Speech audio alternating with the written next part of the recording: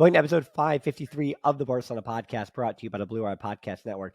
I'm Dan Hilton, and yes, you hear it in my voice. You might see it on the screen if you're watching on YouTube. Still not feeling great.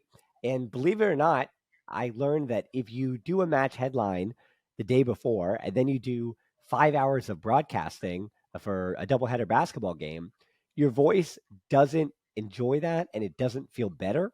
So I'm looking at Ruairidh Barlow, and I thank him for joining the show and helping me recap what was that match against Osasuna, which winds up being another huge major talking point because, Rory, it's funny, you and I scheduled this show before I knew what would happen to Osasuna, obviously, but also before I had Sam Marsden to come on to talk about the fact that Xavi had announced to leave the club. So this was always on our schedule, on our docket, and I feel like this has been such a crazy busy week. And the only reason I say all of that is that, yes, I somehow sound worse than I did in the other times that I spoke this week, but that's because this week and all the things that are going on with Barcelona are certainly adding up on me and my voice. Yes, I was going to say how much of it is related to Barcelona's ailments, and yeah, power to you for soldiering through because you're doing a good job, and yeah, bringing the good content to the listeners when it hurts most. But I appreciate that, Rory. Let's jump right into yesterday's 1-0 Osasuna win.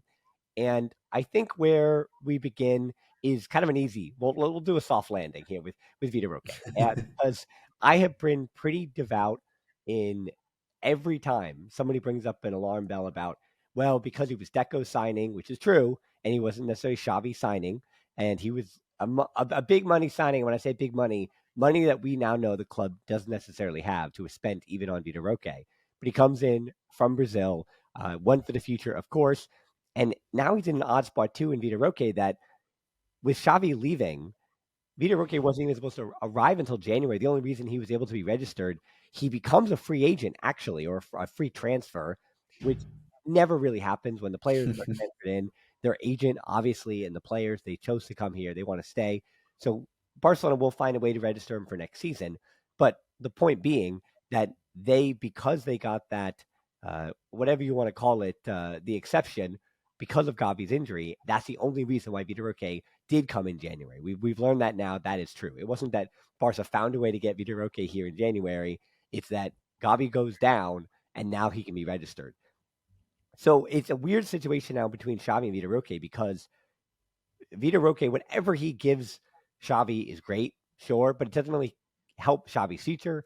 Doesn't help him keep the club. So if Xavi doesn't think that Vitor Roque can contribute today or tomorrow or in the immediate future, that's why he's going to be on the bench. But now we're also seeing that, including yesterday, Mark Yu also had a fever.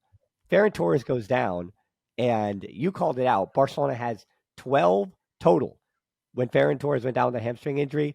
And this is only because Fermin Lopez registered at number 16, so he's now an official first teamer. So that brought Barcelona's total back to 12 or down to whatever you want to say. So they're at 12 first team players. So over the next few weeks until at least Rafinha comes back, Vitor Roque is needed. But as I said, I'm not worried about it because whatever he contributes, including yesterday's goal, is a net positive. I'm not worried if he doesn't score another goal, but I assume he will. I assume he'll end this year with at least 3 or 4 goals just because he's a spark plug who is going to find the back of the net in some way in the next 5 months.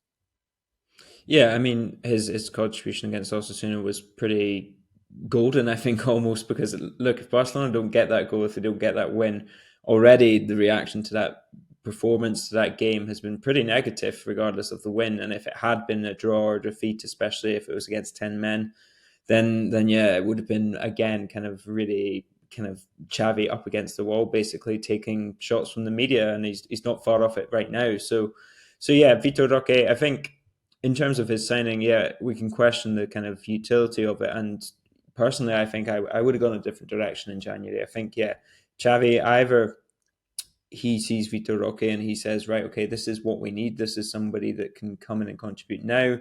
And that's could save our season kind of thing. And I know that's a lot of pressure to put on an 18-year-old or anybody who comes in, let alone if they're 34, if they're 28, regardless of who comes in, it's a lot of pressure to be like, you are the one signing that can fix us or can potentially fix us ahead of this kind of second half of the season.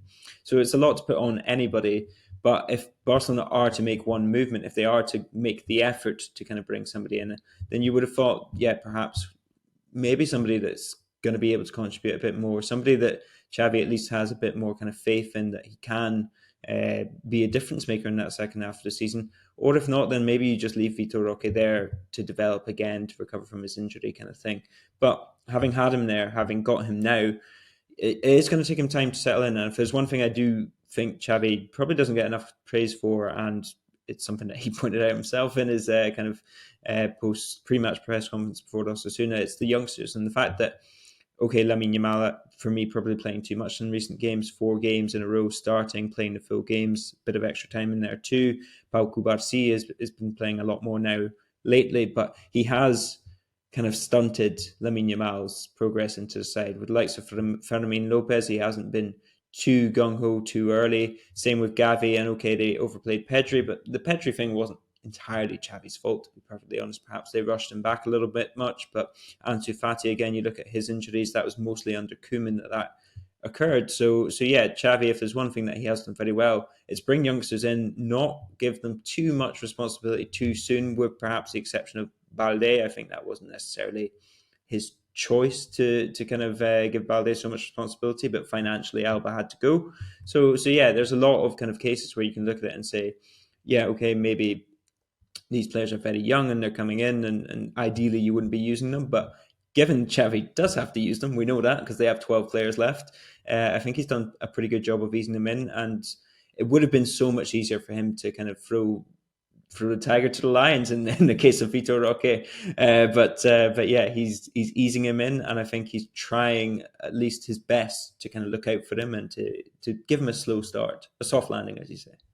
Well, it is a challenge coming with these 5 headlines, and I am telling you, I'm being honest to your face, Rory, that I am absolutely stealing Tigrino to the Lions. Absolutely. If they That's had, absolutely okay. if someone else already hasn't taken it, these 5 headlines, it's difficult to come up with 5 new ones every time. So I'm very much in the future. It's funny the way you said one of the things you said is terms of when a player comes in that Xavi doesn't necessarily trust, and you put the weight of the world on his shoulders, whether he's a teenager or an older player, because that's what I was thinking watching the game. And we talk a lot about these ambiguous ideas like control and pace and things that people try to, and I do the same thing too, because when you do a match review, you're trying to say, does that minute matter more in terms of structure and formation, all that stuff? Does this random sequence in the 17th minute, does that matter more than this random sequence in the 83rd minute, right? And you say it with a screenshot, especially on social media, a screenshot can tell you nothing, but maybe it's indicative if you watch the whole game and you know that it's indicative of something. So I only try to show screenshots of formations and structural patterns if I notice that they are those, which are patterns, and not just these one-off occasions where, oh, Lewandowski is over here, therefore that is an issue that Xavi needs to address. But when you say about a player, and the player that seems like you described, I know you were talking in that case about Vitor Roque, but I heard Ora Romeu because when I'm watching that game yesterday, especially with Pedri a bit deeper, because this is where I want to jump into now, that midfield. Because now with Garcia, the club apparently wants to pay his release clause, which is 15 million euros for the summer, which I think is a great piece of business, especially if Girona's going to win the league. Keep him with Girona, obviously. Now he wants to come to Barcelona. He's Catalan, so 15 million, get it done.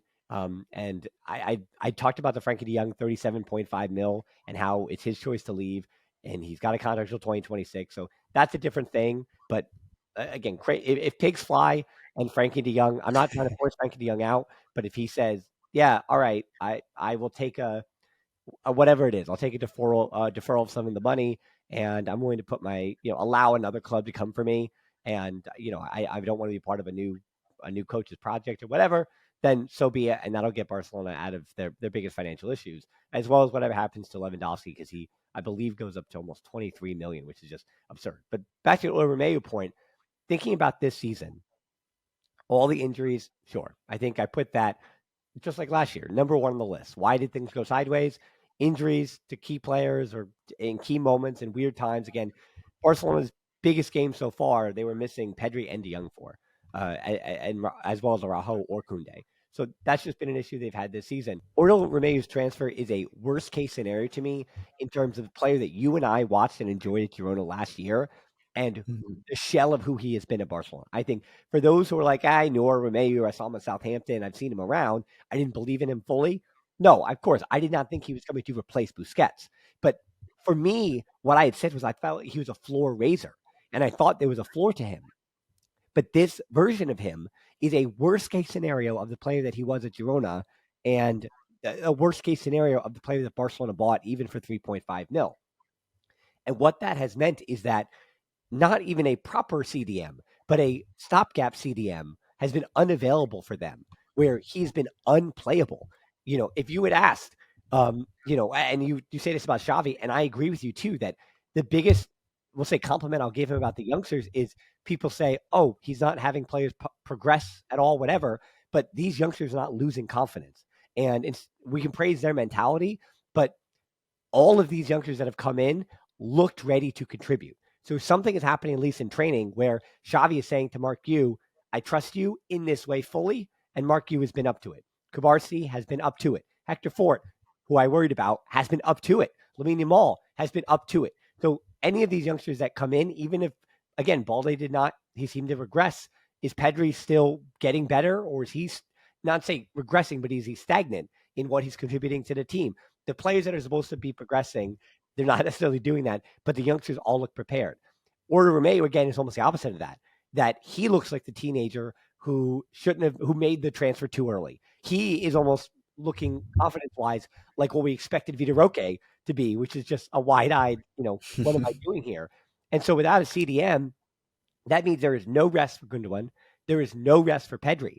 And I brought this up with yesterday's show. I brought this up with a bunch of different shows.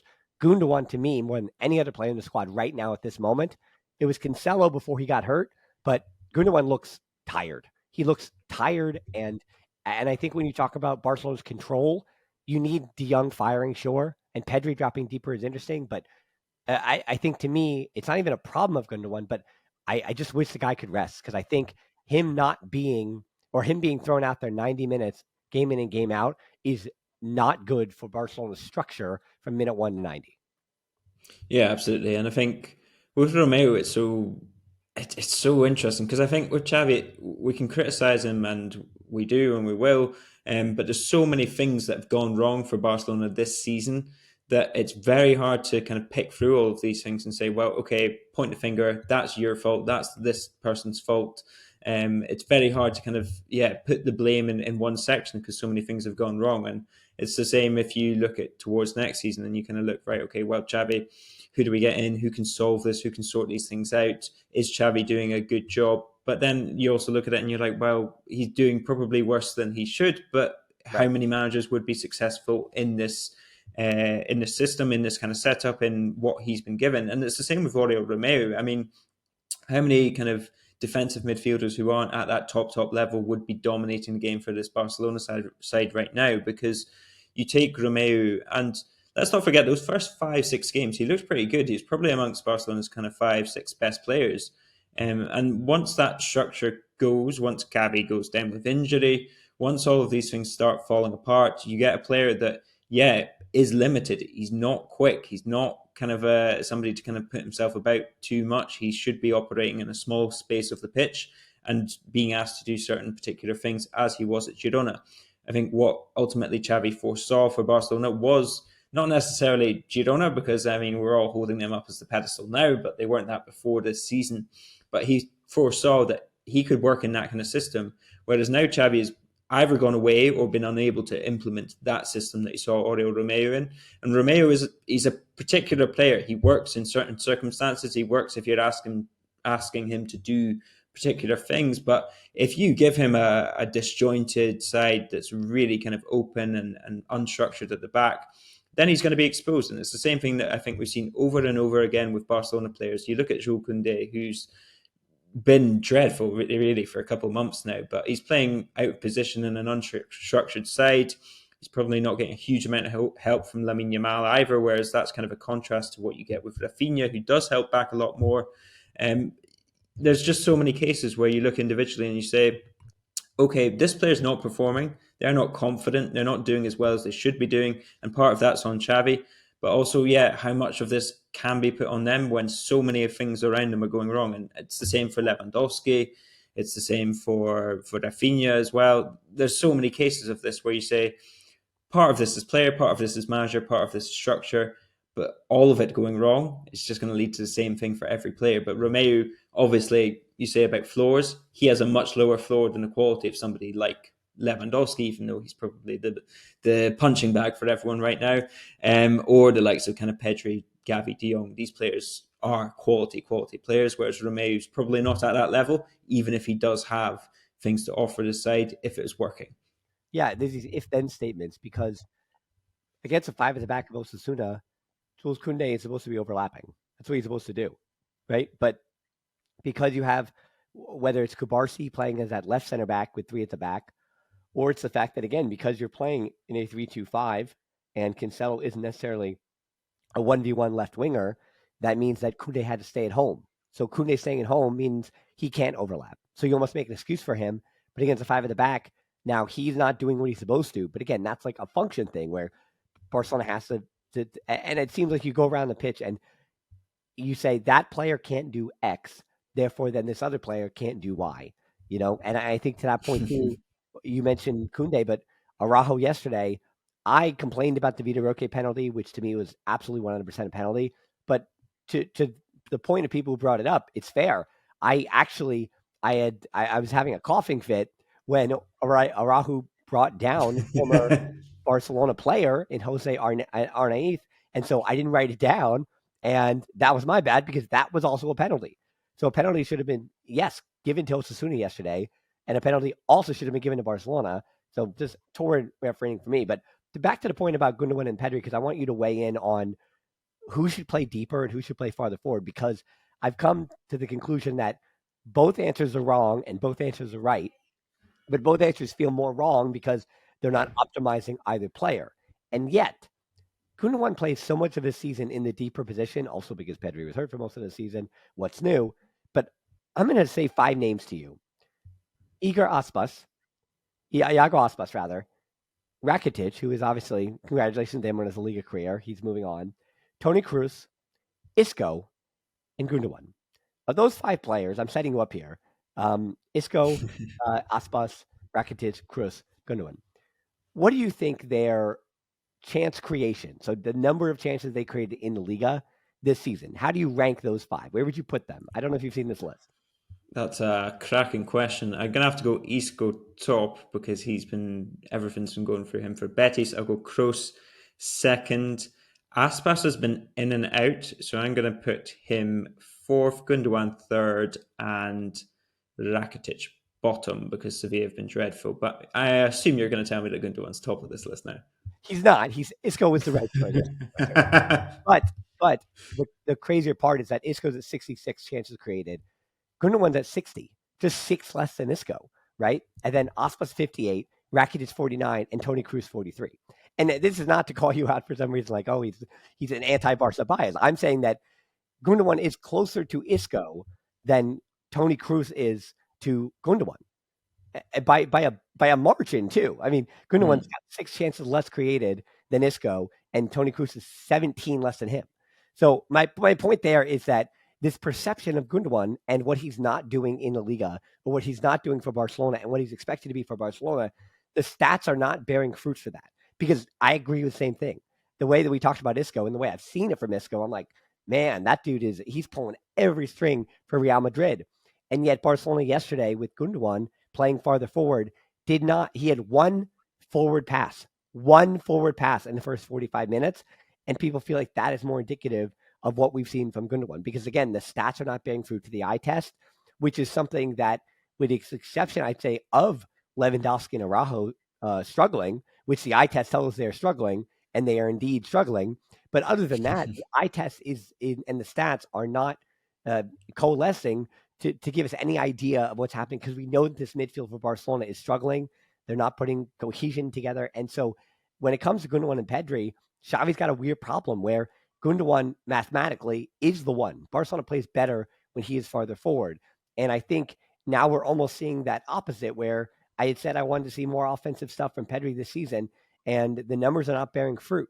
that he's not picking up assists the same way that last year, the lack of assists last year, as we talked about, his expected assists was an albatross. I mean, it was just the players weren't finishing. But this year, that XA is way down. He's not really creating any assists in the final third. So it makes, at this point in the year, a ton of sense to play him deeper and Gundogan farther forward. But yet, even yesterday, that totally didn't look right to me either. Yeah, honestly, I would be tempted to go away from those three because I know that they're the three best midfielders. Or if you are going to play those three, then play a fourth midfielder because I don't think that they can work together. Their skill sets are far too similar. I think it doesn't make sense to have somebody probably quite clearly unhappy with their role at some point. I mean, if one of them is deeper, they're not going to be comfortable in it. We know that Pedri, that's not what he's kind of been brought up doing. It's not where he kind of grew up playing. He was always kind of off that front. Kind of, if you had a 4-2-3-1, he was in that kind of three behind the striker kind of role, Oh, he's a left somewhere around winger. there. I mean, he's a left winger for Las Palmas for when he was 15 and 16. Yeah, that's where he came into the side. So that's where he's kind of grown up. We know that Gundogan can play there, but can play there with who next to him? I mean, he played there for Dortmund in a deeper role, but he had kind of Sven or Lars Bender next to him.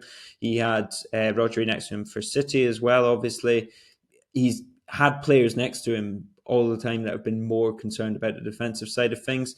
And then De Jong, we know that he just there's something about him that doesn't allow him to kind of realize exactly where he should be at the right time, and it's an internal thing. I do think sometimes defensive instincts can be internal. In theory, defense, and it's something that I kind of fall back on all the time, is defense is something that you can coach. It's something that you can tell people where to be, when, what to do when the ball goes here, that kind of thing. It's something that Barcelona clearly aren't doing very well right now. But in theory, we saw it last season. You can tell a side how to defend, and they should be able to do it. But De Jong, the more broken the game is, the more that's going to be exposed that he doesn't have those internal or natural defensive instincts. And ultimately, you just don't have a Busquets next to you telling you, get there, go this way, shift left, shift right, go forward, press up, press down, kind of thing.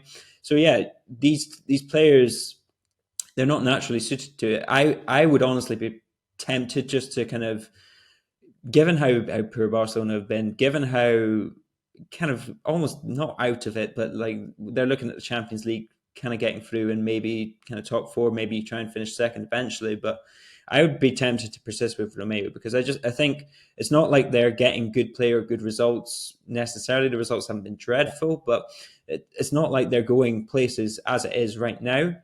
And so what exactly are they gaining? Surely it's better to try and kind of improve this systematically and then try and kind of, yeah, find a better kind of formula as opposed to just kind of winging it through. And I think that's something that's been seen with Xavi this season, particularly last season. He swapped play for results pretty consciously, but he did it kind of the whole hog. He said, right, okay, we're going to get results. We're going to knuckle down. We're going to defend well. We're going to control these games and make them tight, and we're going to win in those margins. This season, I think he started off from a base of, right, let's try and improve the play. Let's dominate these games from start to finish in terms of how we're actually using the ball, and let's be the protagonists here. But that's not played out. And then he's kind of tried to shift back to getting those results. And it's left them in kind of a middle ground. And ultimately, if you don't have a set formula or a set kind of way of winning games, then that's where the problems come in. And I would be tempted to persist with Romeo. I think if you play Gundogan further forward, fair enough. But even stick Christensen in there, try it, because things aren't working for Barcelona right now. So try to change something, because we've seen all three combinations of this midfield with somebody or some two of these midfielders deeper, and it's just not worked. Yeah, and I think to that point about the midfield, I agree with you that I think a lot of people also throw out problems and say this is what the problem is, and you agree with that without a solution. And so, as you're saying that, even with the ghost of Sergio Roberto out for the next 2 weeks, Barcelona only has what, four first team midfielders, right? So if Xavi, who before the beginning of the season had said, I think ideally even last season, that especially with Romeu, four midfielders was the setup he wanted to use. We saw it in preseason. It's the way he wanted to go, and he had, in theory, six midfielders that he trusted plus Fermin Lopez. And I adding Fermin Lopez to that list, Barcelona really has five midfielders, but Fermin Lopez is such a forward winger. Remember, he was an attacking midfielder or a false nine in the academy. He really is a forward in a high interior position. So he's not going to play deeper. When we say midfielder, I think we really do say a midfielder that can, in theory, play in multiple positions across the midfield line. When, yes, I know Romeu is disqualified because he can only be a defensive midfielder, but the point stands that Xavi doesn't have the depth to play four midfielders right now.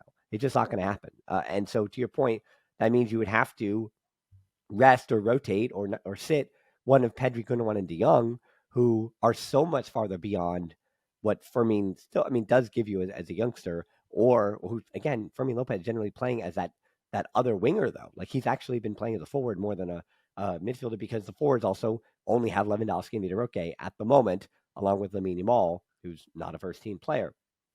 And so to go back to the idea too of solutions, now you're saying, okay, but the academy. But I've said it before and I'll say it again that on the depth, I know it sounds crazy that Barcelona doesn't have the next midfielder up, but they do. You just have to wait a minute. And I said the high prospects of a midfield position right now, Marc Bernal, who's starting for Barca Athletic, and Pau Prim, who's a bench player for Barca Athletic and playing still with the U19s, they're not ready just yet. They're not at the same spot. And so Xavi, we've seen today, even in training, the two names I said in the five headlines, so I pat myself on the back here, Pau Victor and Danny Rodriguez were the two forward names, and they were the two forwards called up to the first team training who haven't normally been training. So it seems like Xavi maybe listened, and he was like, oh, yeah, those are the two guys. Dan's right here on this one.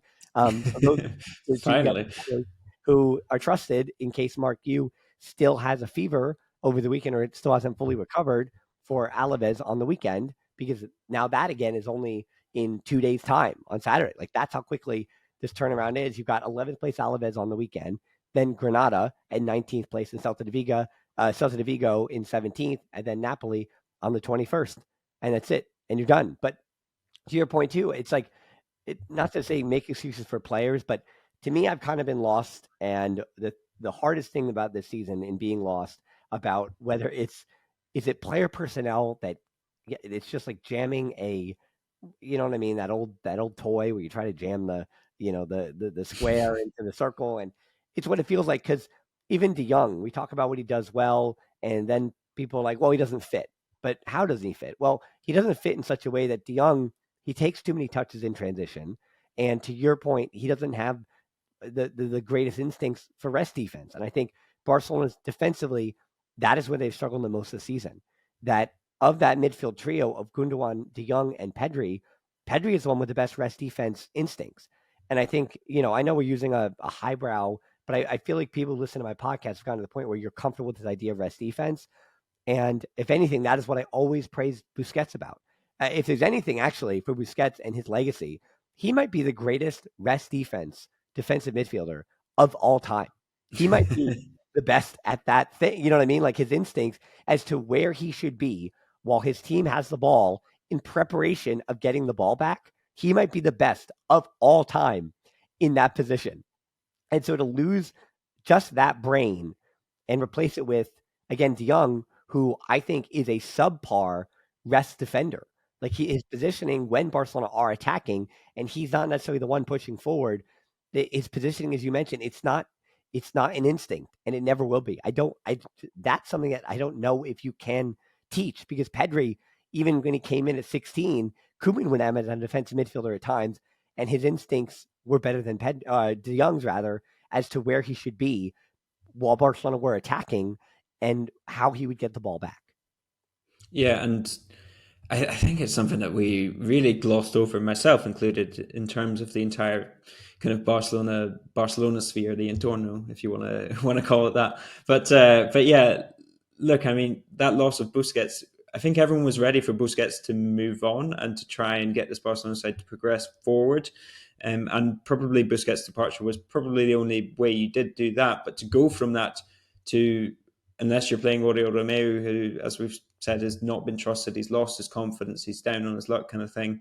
To go from that to absolutely nothing in the way of kind of a defensive midfielder is such a huge, huge drop off. Add in, if you're playing an extra forward, that you're going for slightly more kind of vertical style.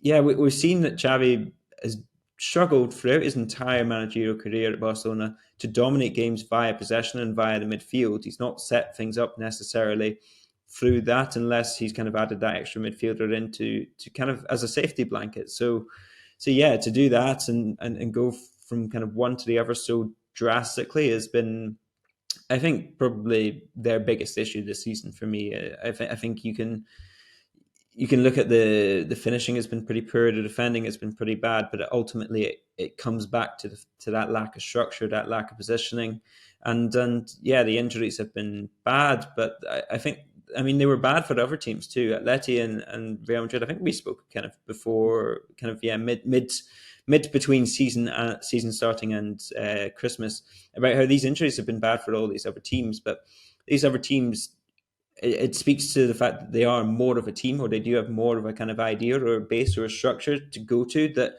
they're losing these players, and yeah, they're feeling it, of course, but they don't look so ragged as Barcelona do. Barcelona have been relying on individuals much more, and yeah, how they get out of this, I think, kind of looking forward a little bit. The problem for this with me now is that, in theory, if Barcelona get knocked out of the Champions League, but in general, in these last kind of 3 months of the season, it should have been a time where Barcelona finally can get some coaching done. They can get some kind of work on the training ground done, because they'll have these midweeks free in Yeah. theory. But now that Xavi's gone, what are you building towards now? What are they kind of going to work towards? Why? What's the motivation to kind of work to a system when you know that somebody's probably going to come in and change it? So yeah, these players are playing for their positions. Yeah, they're playing for their place in the team next season. But in terms of an actual team structure and team building, either Xavi has got to kind of take a real high road and say, right, okay, I know I'm going, but I'm going to try and put something in place for the next man up, whoever that may be. But it's going to be difficult to motivate people to do that. And so now you're stuck in this again. And we kind of saw it last season, where they were comfortably going to win the league, but out of everything else, they're going to be in this kind of holding pattern for these last couple of months of the season potentially, and where it's only top four is the goal. And that happened again in his first season as well. So yeah, there's a lot going on, and it's I think, more than anything, that's the thing that's getting Barcelona fans down, is because you look at it and you just, right, okay, what have I got to look forward to for these next 2 3 months of a season, half a season almost. Yeah. I mean, we're just into February now, so yeah, that's the biggest issue for Xavi going forward, is where, what direction is this going? Well, yeah, because the players that you say you want to be building, or the ones that are fighting, are just almost too young to be asking them to do that. Because again, like Hector Fort, I didn't think we'd see him more than 2 or 3 times in the first team, even in a Copa del Rey rotation. Same thing with Kubarsi. If he made his debut this year at 16/17, I would have been excited. And Lamine Yamal, I said, can we leave him around 2,000 minutes? And now he's already going to be probably pushing 3,000, depending on how Rafinha comes back and the problems that he solves. And I think the fact that Xavi feels like he has a responsibility to everybody else. Like, it sounds crazy that Xavi kind of has to look in the mirror and say, I have to play Lamine Yamal so that Lewandowski has the best opportunity to succeed. And it's just an awful question to have to ask yourself. It's just, it seems so backwards and reductive, because your point, like Lewandowski next season, either the club's going to be like, hey, we would love it if you got the heck out of here because you're going to make too much money and you're not contributing. Because somebody mentioned, and this gave me, cold sweats. Maybe I just am so feverish. I think it's a little bit both. But the fact that Lewandowski this season, somebody said that he looks a bit like Cristiano Ronaldo at Manchester United the second time, and I went, "Oh no, I think you're right. I think there's something there. I think that might be true." And the fact that these articles come out too, and you and I were talking about this before, so we're kind of winding it down here, that things will not get better, but the worst case for Barcelona financially for next summer, or this coming summer, is very dire. The worst case. I mean, this is where I'll give credence to that. That, as I just mentioned, Vitor Roque will have to be re-registered, and because of the exception they took to sign him and add his salary or his wages to the 2023-2024 fiscal year, that means that this salary that they added were not added to this season, but will be added next season. So Barcelona has to pay his wages plus the wages he made from January to June 30th of this year, and adding that to that. So those are just true things that are true. And so Barcelona have issues with Libero, and I do ask, you read about the Barca media and the SPAC going to the Nasdaq, and how that has fallen through at least up to this point. So they have until April to fortify investors and to get all that working.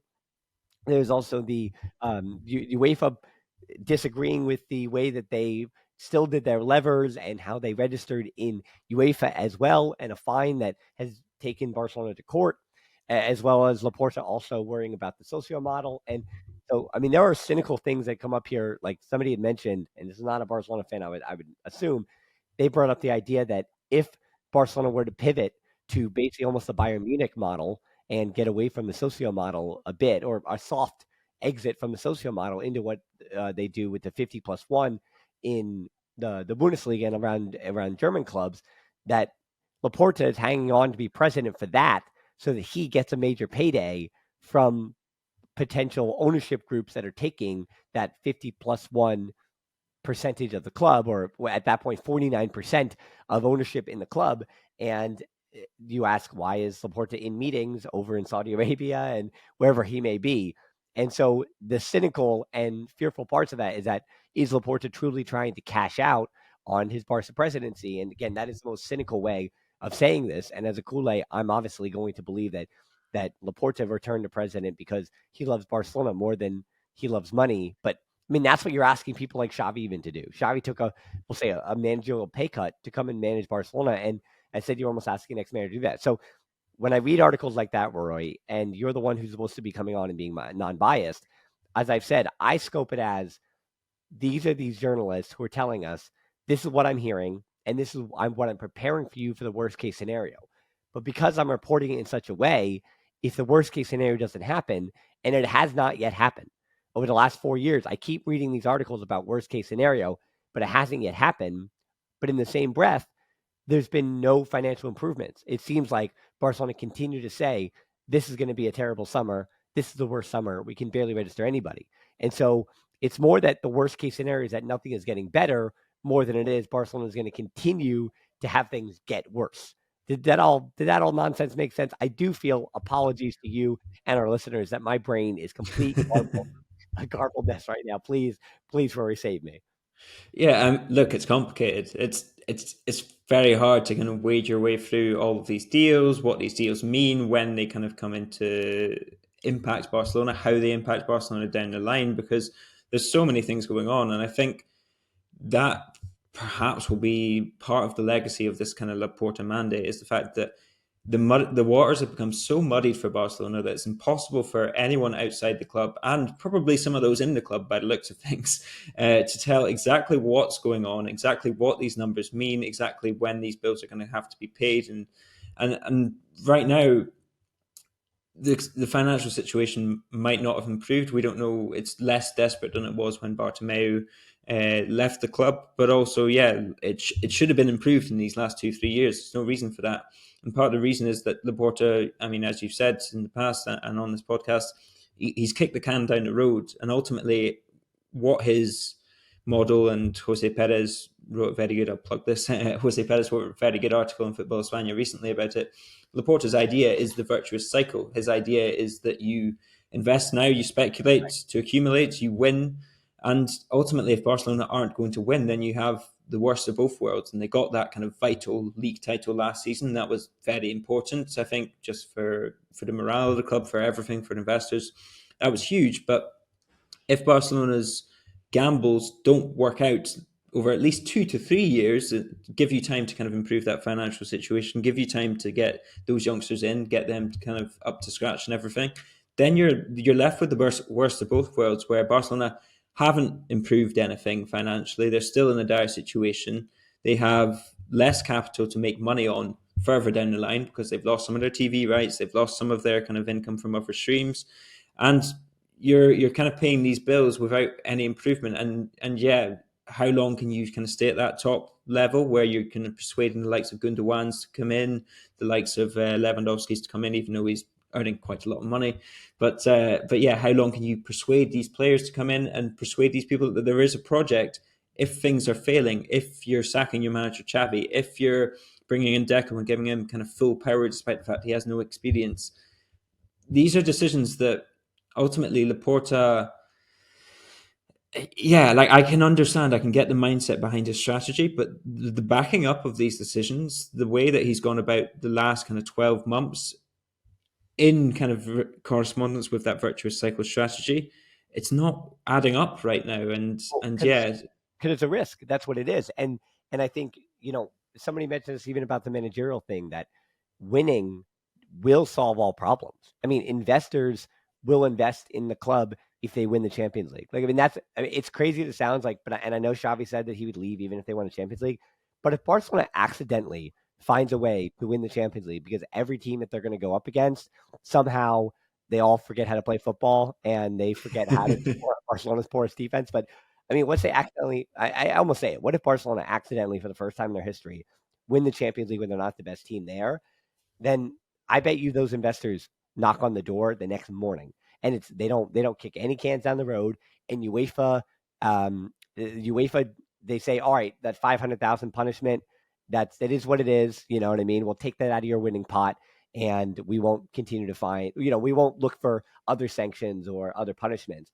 And winning rectifies so much of that. It's the same thing about even how they can attract Barcelona players of Barcelona.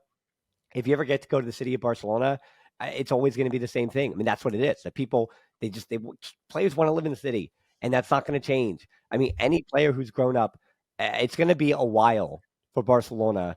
Remember, this is a club that's had its ups, had its downs in years, but the way that modern football has worked with Barcelona in the 21st century, it's almost the same thing with even just a Manchester United, right? Like, how long can a club be kind of in this weird middle, are we really a giant in world football before players stop wanting to go there? And the answer is they're not. Players want to go to Barcelona. Players want to go to Real Madrid. Players want to go to Manchester United, Man City. Well, that's a new fad, but and that's a money thing. But even the likes of Arsenal, Chelsea, like uh, they want to go to these clubs. It's just it's what's going to happen. Like in cycles, sure, you have giants rise and fall, but in the world of global brands, it's not going to change. Players want to play for Barcelona, but to your point, can Barcelona even afford them? Right. And I think that's we're even seeing it with the Lucas Bergvall. He's a 17-year-old from Sweden. We're seeing that play out where Tottenham is saying, hey, we have probably 5 times the money to send to you, and you'll be a first team player next year. And Barcelona's basically their pitch is, all right, you're going to be between Barca Athletic and the first team so that we could register you with Barca Athletic. I mean, basically, it's a registration thing to get around that because we're going to pay you Barca Athletic wages. And then, we're saying that you will get playing time because you're a midfielder and you're part of the future. But the promises that they can make at the negotiation table are a fifth of what Tottenham can do. But it's so interesting to me that those two pitches are still 50-50 at this moment while recording this because one is Barcelona and one is somebody else. And that's the pitch. So the player is still saying, even though that total package is so much less, all these people in my ear likely are saying, hey, we're adults. We know how to make money. Go take the money. And yet this kid's like, I want to play for Barcelona though. You know what I mean? You can see it in the decision making right now. Okay, so last thing here, speaking of money and speaking of careers, on the other side of it, Asisat Oshoala is has gone to base FC. So she has gone from Barcelona. She heads to the NWSL. And I will say, as far as rating her and her time at Barcelona, she was never, because of Jenny Hermoso, she was never really, truly like the number one. And then even with the impact of Alexia Putellas and of Caroline Graham Hansen and of the other options that Barcelona's even had, and Claudia Pina as well, when she's healthy, that Aswala, she almost doesn't get her flowers because she has been, and we were talking about this beforehand, she might be the most important African footballer, female footballer, up until this point. And again, it's a continent, especially with the women's game, that is still working its way up. But I want to just make sure that I mentioned her on the show. She's still 29, so she's also some years in front of her playing in the NWSL. We'll see what she can do with Nigeria, especially on. Unfortunately for them, it's a World Cup stage because just the AFCON tournament in the women's game it does not get any publicity, and it's not yet at the level where it's going to make major headlines. But yeah, I just want to tip my hat to Ashwala, who again almost underrated. She had 85 goals in 101 appearances for Barcelona, which is a great rate. But because she wasn't really like the only time it was really her was when she scored the one goal in the 4-1 loss to Lyon in the Champions League. Because all the other big wins were kind of midfield built or Hermoso built more than they were by a big moment for her. And I think the lack of those big moments in big games do kind of hurt her. But she was just as important as anybody else in the squad since she arrived in 2019 and has been a part of just an unprecedented amount of success of the club. So my hat is off to you, to Asisat Oshoala. Yeah, absolutely. And you mentioned that kind of midfield built thing. She's not necessarily the classic Barcelona forward, or she's not necessarily she's not Leo Messi. She's not Luis Suarez. So like the comparison is obviously with the kind of Guardiola teams, because that's how good this Barcelona women's Yeah. side is, and that's the style that they do play. And so when you get somebody that kind of breaks that mold and breaks that kind of style, or really kind of technical, kind of soft touch football, then they're unlikely to get the flowers or the appreciation that they might do in another side, where she's given 40 meters to run into every game, and she can really kind of tear these teams apart. But yeah, the value of having that kind of difference and that kind of contrast, and somebody that can do those things for you, has been seen in those 85 goals and 100 appearances, which is a crazy record, especially when you consider a lot of those appearances will have been substitute appearances as well. Yeah. Like you say, she's never been number one, and Barcelona do score bucket loads of goals. But yeah, Oshuala probably one of those players that is going to go to Bay City and BFC and really kind of absolutely destroy things because she Yeah. can. I know I'm talking about a men's player and a different position, and maybe it's just because it's another African player, but I feel like her legacy at Barcelona is, I hope it's spoken about the same way that Seydou Keita is spoken about, because to that point that he didn't necessarily fit the mold of what that Guardiola team was. But I find that the longer we go on talking about the Guardiola glory days, Seydou Keita looks better and better. And every time he's brought up, people just who were there, they there's an excitement to it. And I hope that we talk about Aswal the same way, where no, she's not, she wasn't the headline player because she was kind of different than everybody else. But in hindsight, I won't let her be forgotten in what I also hope to don't be the glory years of the Femini. I hope that continues on. But just in case, these last years have been the real true glory years, the Guardiola era of the Femini, that we don't have to, kind of forget her, that we can bring up Aswal as a big part of that. And not to fall into the classic meme, which is definitely 100% true, but like dudes can just throw names of old footballers and just like have a great time. But yeah, like Adriano, the fullback who used to just cut in and score screamers like every kind of 2 or 3 months. These kind of players that seem like bit part players and like probably don't get the credit they deserve, but they come in against kind of Real Madrid and then put it top corner, and nobody really takes any notice. But yeah, those players are probably what makes the difference between a team that is brilliant and is very good, but doesn't have that sustained success over years and years and years. And it's those kind of players that are willing to pitch in, play some of these games, not all of them, but yeah, the Seydou Keita's of this world, not forgotten. I mean, Rory, I might give a finger at this point if you could tell me the Barcelona side in his prime Adriano and in his prime Seydou Keita, because if there are two players that this at this moment, it is a left back who knows his job and a defensive midfielder like Seydou Keita. So there's two players that I would love to have. Maybe, I mean, I made the joke before, but Laporta said that he was going to bring Edgar Davies back. Well, he wanted a player like him, but I think he actually met Edgar Davies at 50 years old. So I'd say Barcelona should probably call up Seydou Keita and Adriano, see what they're up to, and decide to bring it back. But I think that's enough, because you're right. We could go on and name old footballers until the so I don't want that to have this what this turns into. So Rory, thank you so much for your time. As always, it's football España, but yeah, what else are you working on? And yeah, what else is going on around the Liga in your part of the world that's not Barcelona related? Yeah, pleasure as always, Dan. Love coming on here. Football España is where you'll find kind of most of my stuff. Dropping in and out of things. If you follow me at Ruairidh Barlow on Twitter, you will find all of that, because I will, at least I should be promoting it.